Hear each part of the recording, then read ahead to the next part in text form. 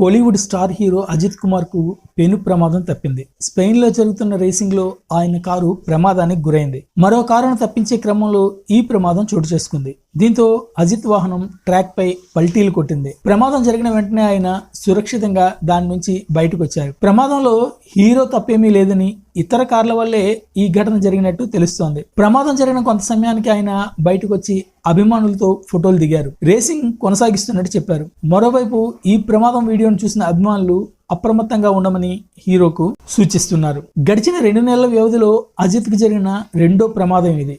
జనవరి నెలలో దుబాయ్లో grand pre race కోసం సాధన చేస్తుండగా ఆయన కారు సమీపంలోని గోడను బలంగా ఢీకొట్టింది. ఈ ప్రమాదంలో ఆయన వాహనం ముందు భాగం డ్యామేజ్ అయింది. అప్పుడు కూడా అజిత్ సురక్షితంగా బయటపడ్డారు. ఆ రేసింగ్ ఈవెంట్ లో ఆయన టీం విజయాన్ని అందుకుంది.